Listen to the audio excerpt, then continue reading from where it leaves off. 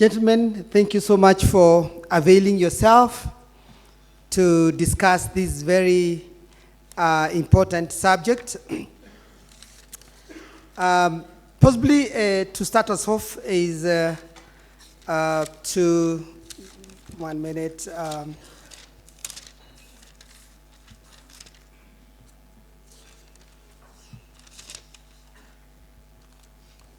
To just give us a synopsis of this topic. Business journalism or coverage of commercial activities in the media is not a very recent activity in journalism. It started in the mid of 20th century, but it is becoming more complex. It is becoming more complex because of the new information technology. It is becoming more complex because of the speed at which media people are supposed to generate news. Competition is very stiff. It is becoming complex because of the what you are calling the business public relation. That is institutions and agencies that are acting as gatekeepers in business institution, playing the role of gatekeeping and sometimes spinning news. It is becoming more complex because of the nature of media business, which doesn't value so much business news often, and when it does, it skews this reporting towards the interest of a few business class. It is becoming complex because of the way journalists are trained in the media houses. It is more complex because it is demanding, and so forth and so forth. So these three gentlemen here are going to each give a presentation, possibly for 10 minutes maximum. And then from there, we are going to open the conversation to the plenary for questions, answers, and clarification on further contribution. And then eventually, we are going to draw conclusion and recommendation for this particular from the conversation. And therefore, I start with the CEO of the Retirement Authority. Please come and give us your views about this subject. Asante, karibu. Pigeni makofi, tafadhali. Asante.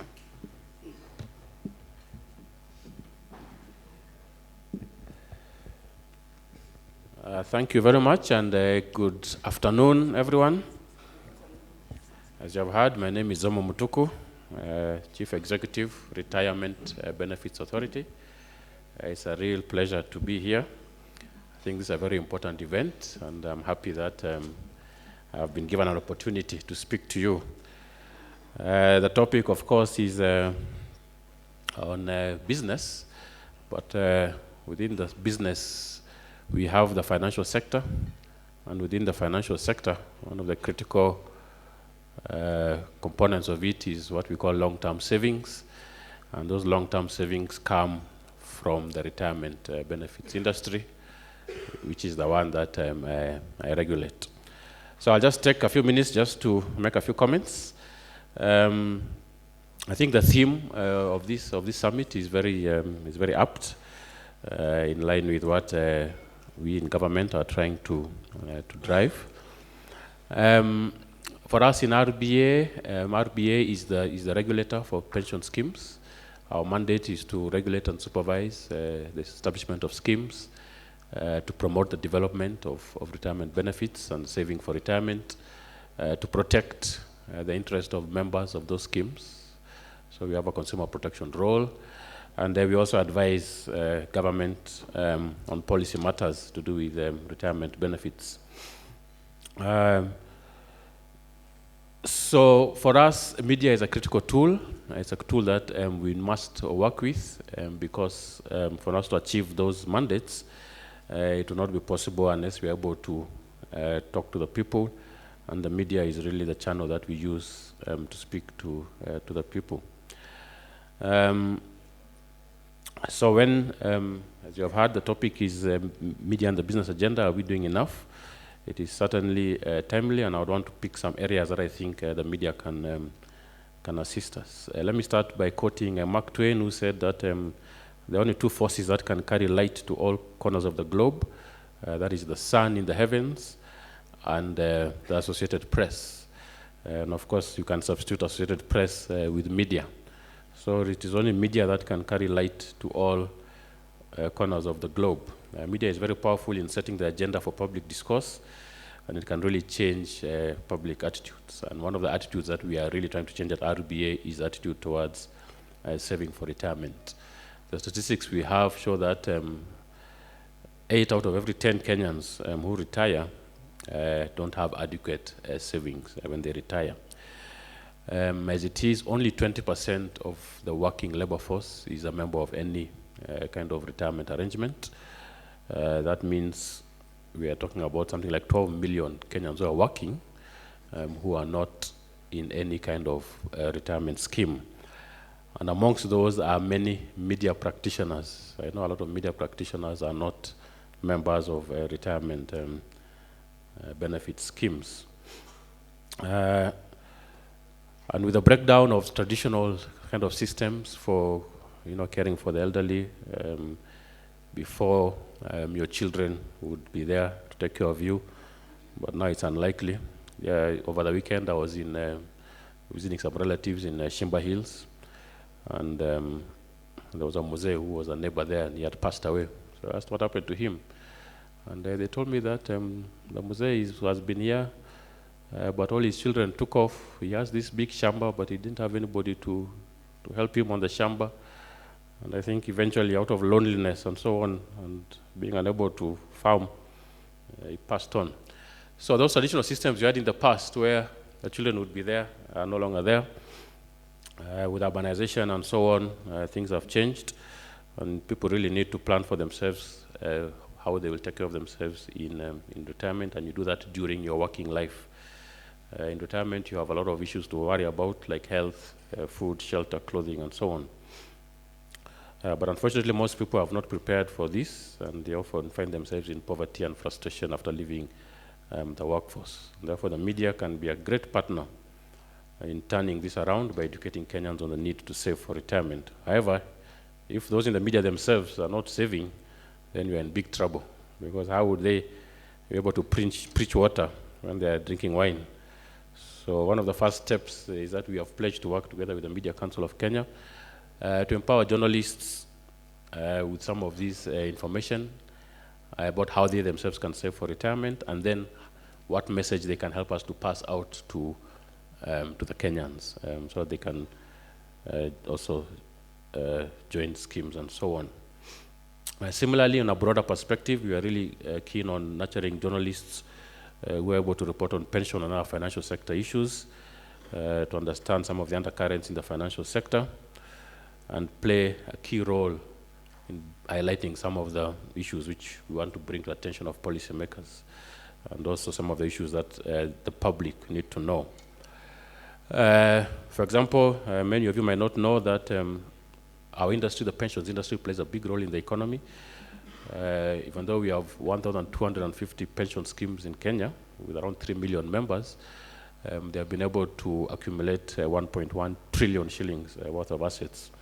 And these are invested across the economy in all kinds of very productive investments, which help to grow the economy. And this figure is likely to increase again quite significantly. Apart from the schemes that we have a big scheme which is coming soon, which is going to be for civil servants. Currently, civil servants don't fall under RBA, and they're not part of the industry because they don't have a contributory scheme. But our understanding is that the contributory scheme is coming from October, and we expect to see a lot of assets going into that scheme. You may have seen in the finance bill, the CS has also made some other changes which will give us more powers as RBA particularly in the area of non-remitted contributions. I'm sure you have seen stories of some institutions which have failed to remit due to various financial challenges they're having. But we are getting more powers to be able to address that. We are also working on a national retirement benefits policy, and we have been doing a number of guidelines which are soon going to be gazetted. So there's a lot of policy issues and a lot of reform coming up in the industry. Before I close, let me just mention on the Big Four, because that is the theme of the conference. Pensions is very big in the Big Four in all 4 areas. If you look at housing, we have out of the 1.1 trillion I talked about, around 200 billion of it is invested in real estate, which is around 20% of the portfolio, which is very high by global standards. Normally, around 5% of assets are in real estate, but in Kenya we have around 20%. And you'll see a lot of housing projects which have been done by pension schemes. And the schemes are still keen on investing more, particularly in the area now of affordable housing. And we have some work we are doing together with the government to facilitate them to invest through the PPP route. So we are very much in that area. We are also working in the task force which is coming up with the Kenya Mortgage Refinance Company, which is going to address now the demand side so that people can buy the houses that we invest in as pensions. In manufacturing, we are also very active there because pension schemes invest in firms which are manufacturing, either directly or indirectly through the capital markets. We also invest in private equity firms which invest in small and medium enterprises. And therefore, we are also very active there. In healthcare, we have a product which is called the Post-Retirement Medical Fund. What that means is while you're still working, some of the money you're putting into your pension scheme goes into a separate fund for medical. And then when you reach retirement age, that money is used to buy you cover for the rest of your life. Because like I mentioned, medical is normally a big concern for elderly persons. So we have that product in place, and a number of schemes have taken it up. It works very well because you have pre-funded your medical cover. So when you retire, you don't have to worry about it because you have actually saved for it when you are younger. So it's a very good product. And even in food security area, we do invest in agricultural farms, we do invest in commercial farming and so on. So pensions industry is very much active in the Big Four. And I believe that the media can help us to do more. It can help us to have more people saving for retirement. It can be a change agent for us in the society, and that is why we are keen on working with the Media Council. So thank you very much.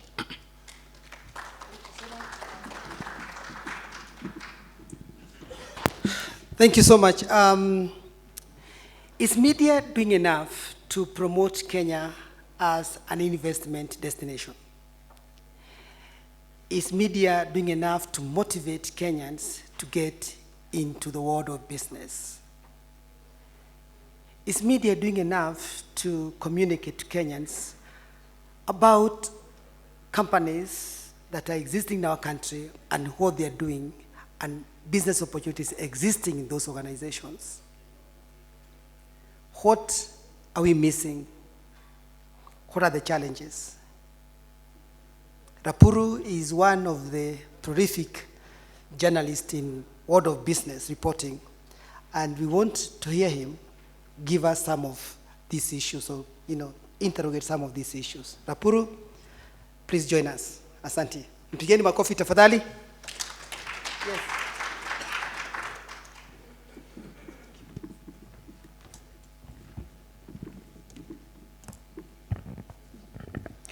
Thank you, Haron. Good afternoon. My name is Suchieng Rapuro. As I have been introduced, I work at the Nation Media Group as the editor in charge of business content generation. Allow me, chair of the session, to change the subject or the topic a little bit, just to refine. Instead of talking about the business agenda, kindly allow me to address or approach the subject from economic agenda. Because business, from where we sit, is how you address this subject from a micro point of view. But as journalists, we try to address this subject holistically, both from a macro point of view and from a micro point of view. I would like to say, to start by saying that when we are in the newsroom and we are dealing with the subject of covering the economic space, we first of all want to appreciate that traditionally the commercial space has always been structured in a triumvirate formula, in which you have capital, or the capital and their owners, or and its owners.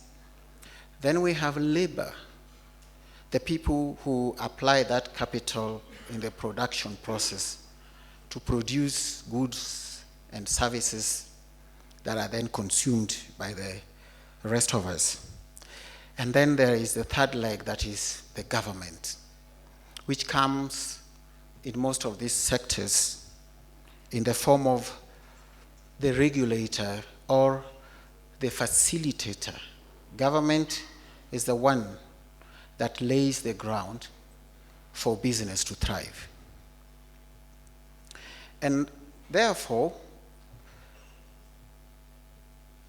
when you look at what happens in that space, there's always an ebb and flow. You know, sometimes there is a rapprochement between government and owners of capital.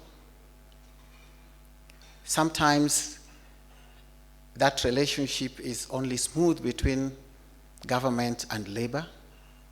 And this is what informs traditionally what you've heard about. There we have capitalist systems of production or commerce, or the capitalist way of structuring an economy.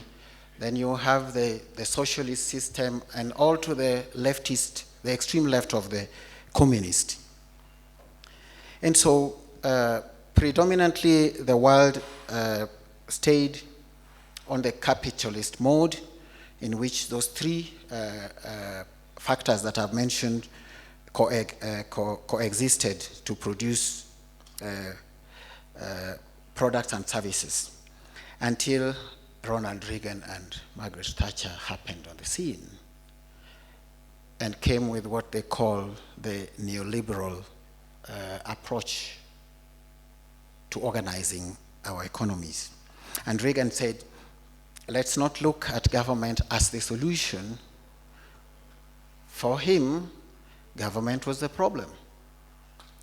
And what we draw from there is that thinking moved or shifted the ground to a corner where, or whose results we can see and live with today. But let me come back to the role of the media in covering this subject of economic agenda. From where we sit as journalists, we see ourselves as having to play a role that is divided into three facets. One is to inform the public.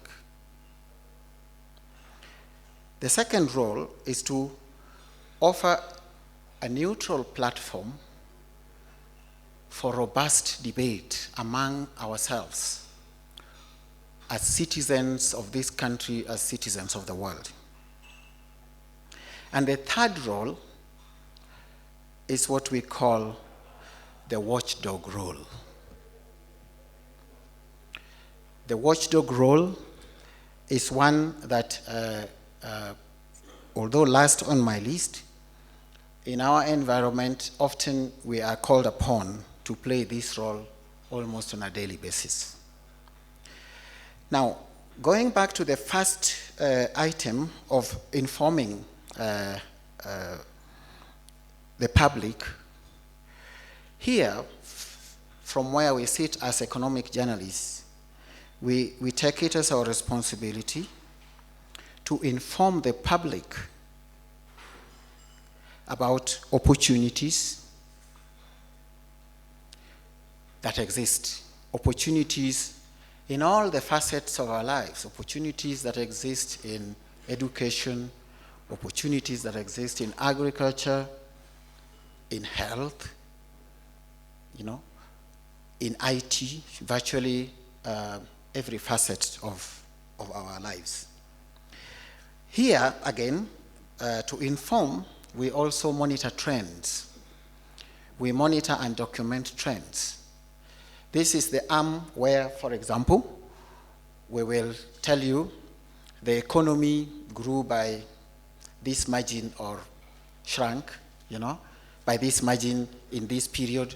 This company made a profit, the other one made losses, and so on. Just keeping tabs with the trends on a daily basis. This is also under the arm of informing. The second arm, which is the arm where we offer platforms for robust debate or discussion of issues around us. This one comes with the demands that we in the media houses offer really neutral and open space so that the multiplicity of our voices can come on board, and the bigger goal is that from all our voices will come value. And so when you are an editor like myself, there are segments of our daily work where we in the newsroom generate content. But there are segments we've left for people out here to contribute, send opinion articles, offer to be interviewed, respond to what we are doing. And here we try to get as varied opinion as is possible.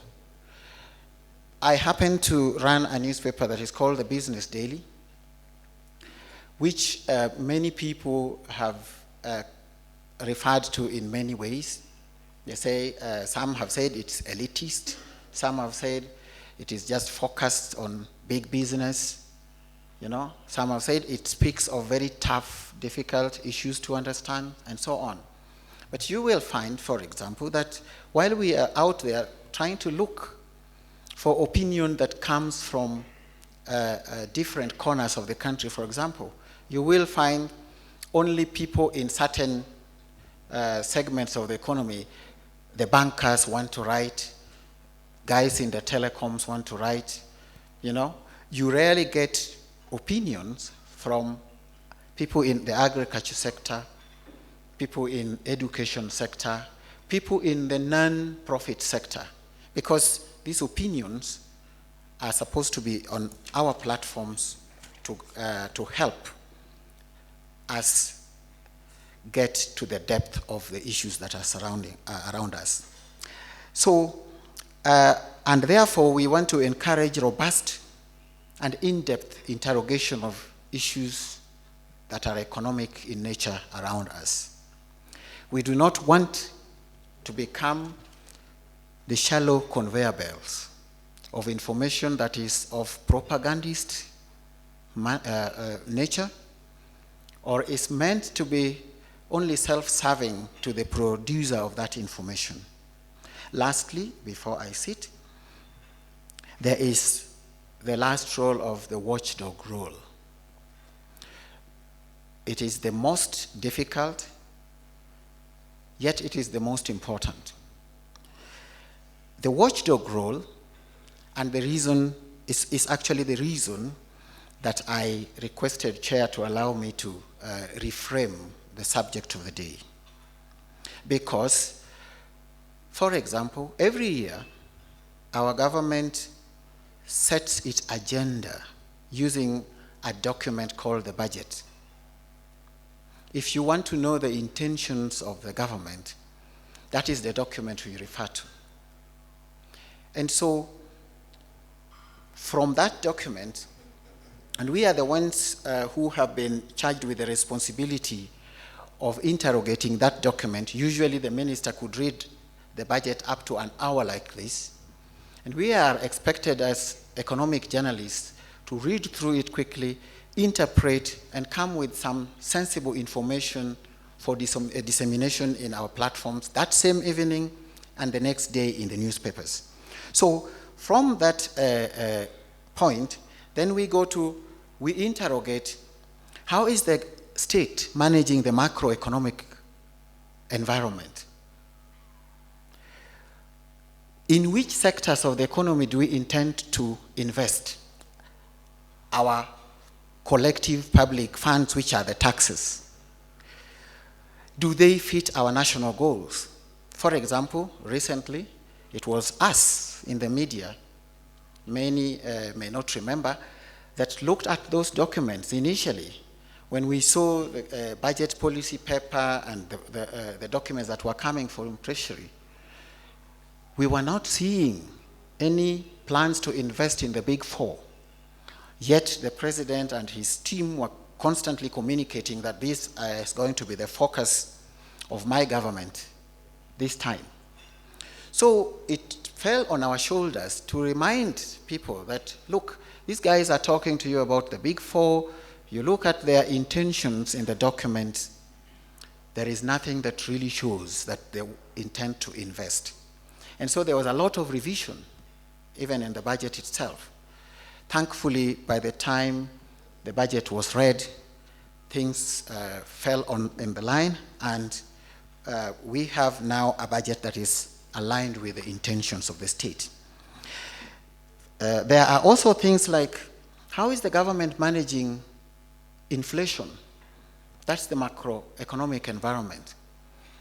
The people who are in business will tell you for sure that if the government drops the ball on the macroeconomic side, not managing things like inflation, the cost of capital, the cost of labor, cost of credit, all these are things that need to be managed so that business can thrive. When we come to the micro side, finally, as I finish, there are many things, in the world. There are, for example, corporations do business and they offer employment. And because we are in such a competitive and a capitalist environment, for example, what do corporations do if they are not doing well, if they are not making profits? They retrench people. They send people home. Again, it falls on our shoulders to ensure that even when they are sending people home, they are living with the reality that they are not doing well, but they are doing it in a humane way, in a way that is in line with the laws of the land, and so on. So I want to end it there because I think we should be interacting more than we preaching from the podium. Thank you.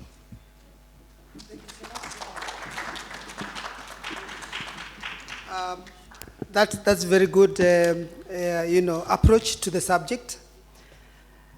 One of the things that Rapuru has just mentioned to us is that he's tried to unpack, the role of journalists in reporting on economic issues.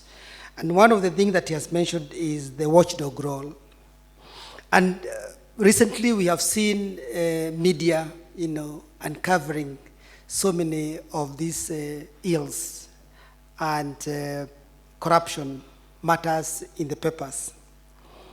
But is it true that the Kenyan media has focused or concentrated substantially on issues of watchdog role and forgotten the role he mentioned about information sharing. Is corruption only in government, or should we focus in the private sector? Should we focus there? What is the expectation, for example, of the private sector when it comes to financial and economic reporting? To give us or to shed more light in this is Kenya Association of Manufacturers, a representative, Tobias. Karibu. Yeah, thank you. Okay. Habari zenyu. So thank you very much for inviting us here. I want to start by saying that Kenya Association of Manufacturers, as a representative of industries in Kenya, is keen and working with the Media Council. And I would say the story about manufacturing, where it is today is because of your role, what you've done to communicate about the industries. But apart from that, why is manufacturing important and why should we communicate about manufacturing? 60% of the world GDP is controlled by 6 countries. And if you break down these 6 countries in terms of their share of contribution on different sectors within those specific countries, manufacturing is strong. So for Kenya to be where we want to be in terms of industrial growth, manufacturing has to be strong. For a long time, this conversation about manufacturing has been held in the boardrooms. And it's up to us to take it to the streets. And for us to take it out to the streets, we need you guys. We need the journalists to communicate. We need the journalists to speak about industries and what is happening. There is obviously an ambitious target by the government of increasing the GDP contribution of the manufacturing from 9% to 15% by 2022. It is an ambitious target.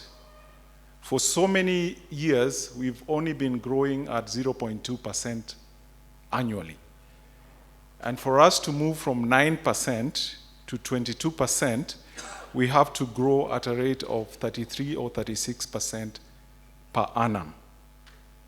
This conversation will only be known if you and I speak about it, and more so if we use you as our mouthpiece to speak about this.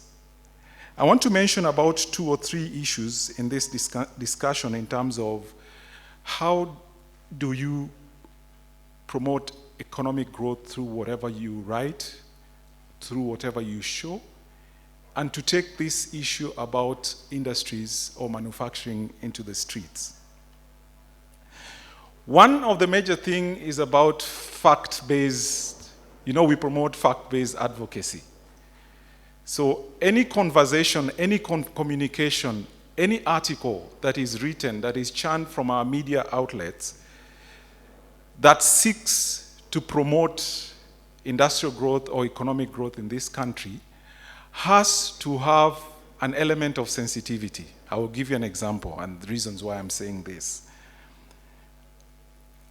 In the past so many months, the hottest issue was sugar, right? Right? And it was a juicy story. But one thing we noted about sugar was when a conversation is written out there about sugar and generalized, there is an impact on the industries in one way or the other. If you generalize sugar and say industries are the ones who are involved in importing sugar or counterbands in terms of sugar, without really going into details and breaking down how many types of sugar do people import. There is a table sugar, there is the raw sugar, and there is industrial sugar. So when it is generalized in the public, the conversation is different. And remember, we are trying to promote our trade with our neighboring countries. Such reports, what it does, it paints another bad picture in relation to our trade agreements, because certain products, sugar-based products, are produced here and sold to the regional market. When a report comes out that our local manufacturers are the ones importing contraband, then our goods will not access the regional markets. It is sad, but it happened. So we would want to urge, as much as we do this conversation, it reaches a point where it is necessary that we have a conversation between the key lead BMOs in specific area, and just to break it down for you. We have a research team within our organization that has been working with some of you, and we wish that all of you would be involved in this conversation, that we work together so that when we are breaking down the conversation, it does not have a negative impact, as much as the story may be juicy. The other point that you will be critical for us in moving this forward is the Big Four agenda. I mean, it's just the word, the Big Four. But we always ask ourselves, is the common mwananchi aware of the impact and the benefit the country is going to get, or the citizens are going to get in terms of industrial growth? Are we aware? Are the citizens aware of that impact of food security, manufacturing, affordable housing? So it calls upon you as a journalist and the Media Council to break down this information for the common mwananchi to understand. Because there's a perception that business news is boring, business news is for elites. We want to demystify that, and we can work together to demystify that conversation going forth. The other item that I want to highlight, the conversation that, and in fact, we appreciate the media outlets. You've always given us a platform to clarify on certain issues. What we have noted that even the government agencies have sort of established media monitoring unit. So they will monitor what the manufacturers are saying about them, will monitor what about the banks are saying about them, which shows you're doing a good job. And we want that to continue. But also give us a platform also to air some of those specific concerns that exist. We all want to create jobs and increase citizen participation in a national building process. But this will only happen when we work with the mouthpiece that exists in this country. When we work with the people who can communicate. KM cannot stand out there and do it alone. But we need our journalists, we need the Media Council to be our mouthpiece and speak out. The other thing is about patriotism, which is really critical for us.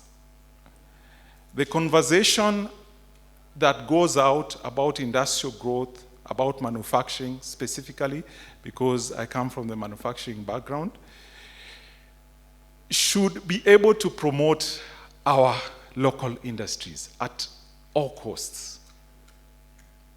If there is a platform that we can use to promote our local companies, that will be a plus for industries. If there's a platform that we can attract investment in manufacturing, then you are the mouthpiece. In conclusion, I want to end in a light note. There's a phrase that is on the social media. People say, bora uhai. Ama uhai bora. Well, to me, this is a self-defeating phrase, and people are taking it so that if corruption is happening and you're alive, bora. If Kenya goods are being blocked from accessing other markets and you are alive, bora nini? If the media guys are being bashed left, right, and center, and you're not bashed, bora what? Let's stop this self-defeating statement. Thank you.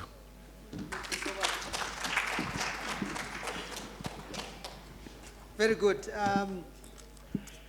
We are getting into very interesting conversation here. And Tobias has just mentioned two very interesting things. I don't know whether media would agree with this, that media should be a mouthpiece for manufacturers. When that term is used, Janak, I don't know whether you are comfortable with it. But importantly, is to balance facts with sensitivity and public interest issues. Sorry. And he said that it is important that we discuss these things, the whole business of sugar, for example, and the way it was covered, and the impact possibly it has to the interested people in investing in our country. But again, we have the duty to speak and to report truth. How do we balance these two imperatives? Your factual information as a journalist, but you know that it is also likely to be harmful information. How do you balance these issues? Remember, the only commodity a journalist has for sale is truth. How do you balance the two? I think that was very important. The second thing that he has mentioned that is very important is to bring out the benefit of Agenda 4 to the Kenyan people. How have we communicated this? Do we have the nuts and bolts of communicating these issues? Because I haven't heard anybody talk about the challenges of nuts and bolts of reporting these matters. So I would want to open this forum for people to contribute, raise questions, and possibly even enhance the debate further. And then we see what will come at the end of this conversation. So we have a mic. Somebody to take the mic round. Yes, my name is Francis Kea. I'm from civil society. My question is to all panelists. When you talk about Agenda 4, do we have a policy behind it, or is it just a political? Okay. All right. My name is Francis. I'll go straight to my question. As media, many a times we focus a lot on politicians and aspects that are within the political realm. Not forgetting that there is that woman there who is a farmer, who wants to, to showcase some of her produce. She wants her produce to be known. We also have the SMEs, the small and medium entrepreneurs, the people who do the Juakali aspects, the cucumbers, those ones. Why don't we also try and focus a lot more on the SMEs and the low-scale farmers who are looking for source of mileage, instead of focusing a lot more on politicians who I believe they are always on the front covers of most papers. Someone looks at a paper, the first page, you'll just see the news about the political realms. And those are some of the things that I believe we should discourage. Hi, my name is Winnie. My question is to KMA. What role do you think that you can play, and just as you was talking about the SMEs, Right now we have the light industries, which is a big booming industries, even though at times they do counterfeit products. What is your role with them? Do you partner with them, or they are on their own? Because most of the times we find that, I mean, if you go there, it's a booming industry. It's on its own, and people are doing great things. They're innovative, but I guess they're lacking support. So what do you do with them? Are they part of your association? And yes. My name is Olo Janak. I'm a journalist. The business, especially Kenya Association of Manufacturers, would we say it was your members demonstrating the streets during the Nairobi business, Were they your members? But that probably you changed from the suit and put on something else, and you could have been part of that arrangement, Because you see, if you are not, why did you allow yourselves to be misrepresented? And are you bothered about social and political transformation so that the environment in which you are working benefits from that kind of agenda, or you retreat? And I saw during that time, KEPSA and some other members were bothered about preaching peace and getting different stakeholders to sign, commitment to peace without bothering about the kind of environment that needs to be. And finally, what are the dividends, economic dividends of the handshake?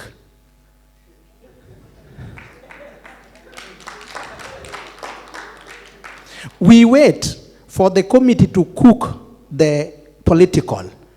Has there been a change from between August last year and now? What did you lose that we want Rapuro to report about?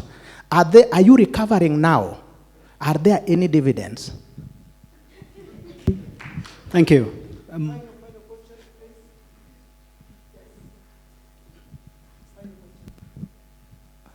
Okay, my name is Mark Ambito. My question is basically directed to Chieng Raburu. This is on the basis of the reporting that we have in Kenya. I wonder why our reporters do not have what we call investigative journalism. Because one day you just find them pinpointing somebody as a prominent businessman. But then they don't dig deep, as I see in other countries, that when you come out, maybe like the case of sugar, we had Mr. Rai. I never saw them digging deep that this Rai is actually from this generation of this Punjabi who came to Kenya this time. He initiated this institution, rose from this to this. You just find there's this shallow journalism. And that's what makes people not even know the people that they're dealing with. Thank you. Those are 5 questions, so we are going to receive responses. The first question is on policy, the Agenda 4, whether the Agenda 4 has any policy or is just a political statement. I don't know who is going to tackle that. Possibly you're going to tackle that. The next question is that business is more elitist. It sidelines Mama Mboga and other people. And then, of course, that goes to Rapuru. And then, of course, again, the one on investigative journalism, again, goes to Rapuru. Then, of course, Tobias, you are going to tackle the question of the members of your members. And Janak's very sensitive question on whether you are also demonstrators in the streets and what benefits the small business people have, and after the benefits of the handshake. So we start with you. Thank you. Let me answer the one on the Agenda 4. The policy underpinning the Big Four is the Vision 2030. If you look in the Vision 2030, all those 4 items are there, and they are critical to achievement of Vision 2030. You know, we are in the 10th year of implementation of Vision 2030. So all the government has done is said that within the Vision 2030, there are a number of things but we want to give priority for now to these 4 areas. But they are very much underpinned by that document. Thank you very much. I'll answer the first question on the light industry. We have what we call an SME sector or an SME caucus, and we are attracting our members from that kind of sector. If you look at China and how it grew by such small industries that were disorganized, but then government played a role in organizing them so that they grow. So it's not an assumption that we are ignorant or not working with those small industries. We are working with them, in fact, in the area of value addition and in the area of subcontracting. Those light industries play a critical role into the major industries. The only problem is some of them are not sort of registered and compliance with quality, and that's a role that KEBS needs to get involved. The other question on economic dividend and handshake, I'm here representing the Kenya Association of Manufacturers and not KEPSA, so I wouldn't speak about KEPSA, but what I know is that we are promoting industrial growth in this country, and a peaceful environment is a good environment to do business. I have 2 questions to respond to. One came from the gentleman right here who asked why the focus on politics versus economic news. I think in my opening remarks, I said generally people do not find economic news interesting. There is where we are really bound to keep our feet always on the foundation of facts and truth, because we provide information that people then use to make decisions. Often economic news is not just something you consume and you move on, you know.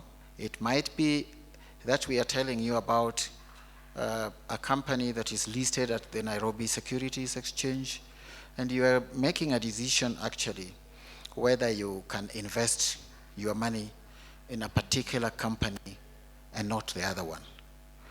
And I can tell you that although I have sat in many forums where people talk about how tired they are with the politics and whatever is happening around them, that is the content that they consume the most. At Nation, for example, we have different platforms. We have political newspaper, what we call the elephant in the room, which is the Daily Nation, lives and breathes the politics. We have a television station that does almost the same thing. We have a Kiswahili paper called Taifa Leo, and we have Business Daily where I work. And if you just compare just by the number of copies we sell, for example, vis-a-vis the Daily Nation is worlds apart. So, but that has not prevented us from executing the mandate of shining a light on these important sectors that you mentioned, agriculture and the small business. At Nation, for example, we have specific days when we just cover enterprise. And in that space, we have small business have their own space, whether they are in agriculture or juakali or, you know, they are trying to set up light industries like the one my sister there has talked about. You know, so to the extent, I'm not sure if you are aware, we are the only media house in this country that has actually established a forum where every year we recognize small and medium-sized businesses. It's called the Top 100. And we are in the 10th year, where we recognize people in that segment of the economy who are excelling in whatever they're doing. So it's not for lack of action. We are doing what can be done in that space, but kindly just appreciate the fact that economic news all over the world. If you go to the UK, the Financial Times cannot sell even a quarter of what the Times sells, or the Sun. It's that is the structure around the world. To the gentleman there about the depth of our coverage, why don't we dig deep? And again, it is not for the media not doing anything about depth of coverage. If you go to other environments, I think that criticism, although it is factual, what it does is that it does not appreciate the environment in which we operate as media in Kenya. In other jurisdictions, the journalist is facilitated to go deep in what they do. There are laws that facilitate transparency. There are laws or regulations that require that this is done. In Kenya, last year, I think, we passed a law called Access to Information Act. I'm not sure if many of you here know that that law exists. It is supposed to empower us as citizens, not only as media, as citizens to seek and get information from sources that are required to give us that information. I can tell you, for example, that although that law exists, we in the newsrooms, we have tried to use it to seek information from government agencies, from wherever. They don't just respond, and therefore then they take you to the point where you have then to go to seek redress, because the commission that is supposed to implement that law is the ombudsman, so instead of doing journalism, then now you are required to go and report that department of government to the ombudsman and pursue that case to the end. It's a very convoluted environment. Recently, again, thanks to former Attorney General Githu Muigai, I can tell you that for a long time, for example, the CMA, the regulator of public listed companies, had been trying to increase or to shine a light on the corporate world, especially on executive pay. And I remember about 7 years ago when they published a law, a draft for the public to comment on about publishing this information. It never saw light of day. Then Attorney General Githu Muigai just came from the back room and gazetted those laws using the powers that are there to gazette regulations without going to parliament or whatever.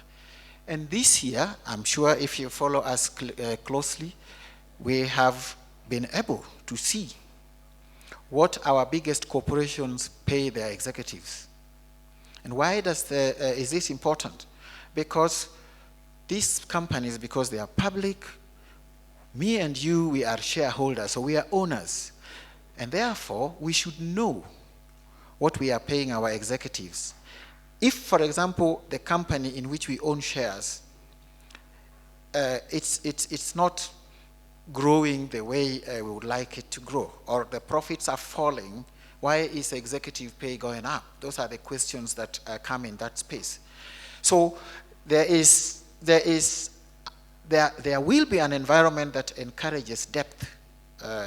And I can tell you the kind of work we did just to try and dig out what else, for example, when the sugar issue came, who is this Rai? What else does he own? Yeah? We have digitized the company's registry, but even there, some records are missing. So you can see the kind, and yet, as Harun says, we are bound only to tell the truth. The media is about telling truth. So you cannot go and pretend to write something about an individual or a company or an agency of government if you don't have the facts. Thank you. I think we have come to the end of this conversation, and just 4 issues that have come out very, from this conversation very quickly. Number 1 is that there is need for partnership between the media and the business world, and we've been given good examples of partnership between RBA and the Kenya Association of Manufacturers and the MCK. That is one of the examples that possibly would help interface journalism and media and journalism and business world, and maybe build capacity to report on business issues. That there's need for an equilibrium between facts and truth and public interest and the interest of the country. And we were given an example of how likely it was for some of the stories to discourage foreign investors or people coming to a country and investing. So there is that equilibrium. It's a tricky equilibrium, but from this conversation, it is very important that we are able to strike that balance. The other very important fact that has come out is that most of the business reports are macro level. They are macro issues. And we've been given examples of how people do not consume business news largely, and they consume politics. And maybe this is where we need more intervention, and see how can we build capacity and share opportunities or inform people about existing opportunities at small scale level or at micro level, so that we don't just focus on the bigger picture and the big issues of policy and the role of the government in business. The other information or the other aspect that has come out is the challenges of reporting business, because there are many gatekeepers. And I said that one of the biggest gatekeeper today is PR. There is now emergence of finance journalism or financial PR, which basically again spin news and play a role of gatekeeping, and therefore the media people may not be able to penetrate and get factual information about performance of this organization. Of course, again, the whole business of access to information is another limitation. This is a very wide subject. We could take the whole day here or evening canvassing it. And thank you so much for your patience, and please continue interrogating this subject. Tupigia watu makofi. Thank you. Thank you, Daktari, and thank you, our panelists. I think we have come to the end of the first day of the media summit. Actually, this is the second day. We had trainings at the Aga Khan University yesterday, which focused on various things about reporting on environment, on health issues, looking at the code of conduct and media law, which was quite interesting because I participated. And I think we have looked at various serious issues, and I think Daktari has summarized them. Harun Mwangi has summarized them very well. It's been a question of who is pushing the agenda 4 items, And, what is the role of the media in that? And we have seen the government come here. We have seen various authorities, agencies come here and explain what can be done, what role the media can play. And we have had them invite the media practitioners, the media to go and, engage with them and see how they can publish the right material. We have had the Ministry from Environment, the Ministry from Agriculture, talking about what role the media can play, what are the issues, highlighting various issues. And there was a breakaway session on the other side, which was focusing on gender and the question of the media. And there were issues that were discussed. But before we go, I would like to get feedback from two people from you. What did you think of today? How did we fare? Did you get anything? And what is that you are going to go home with? Just two people. I'm going to come to you. I'm going to engage you. Just give me feedback. Sawa. Who wants to start so that I don't, people don't run away from me? Somebody tell us. Ratemo, please. Please tell us your name and what you've learned today and what you think about this summit. Thank you. Good evening. My name is James Ratemo. I'm a journalist, but currently working with the Retirement Benefits Authority. I think I've learned a lot, especially for the media and gender agenda.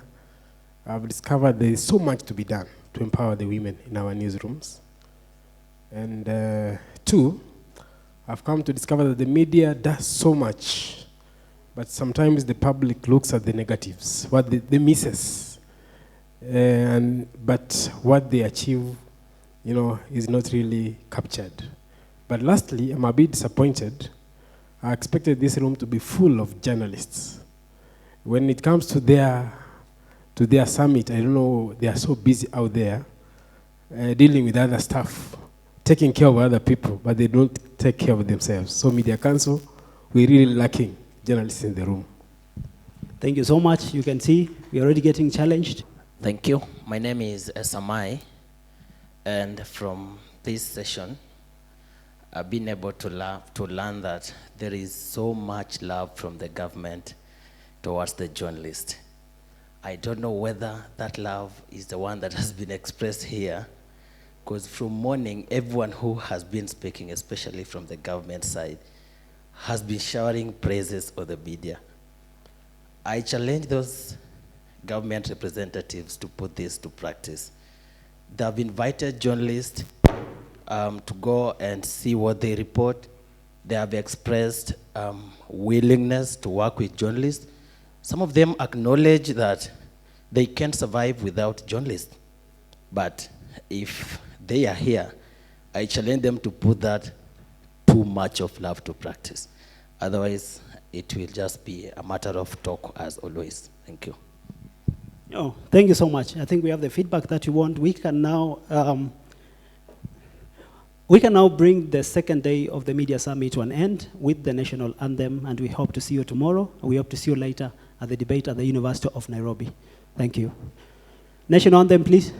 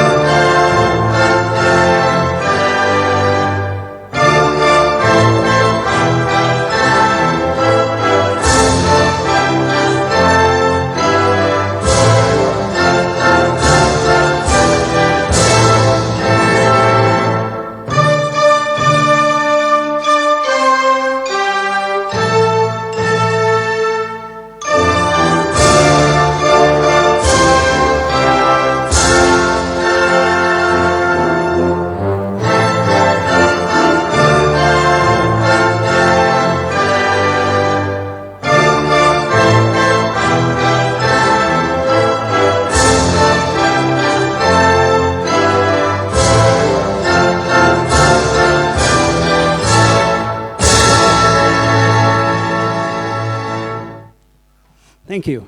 See you tomorrow.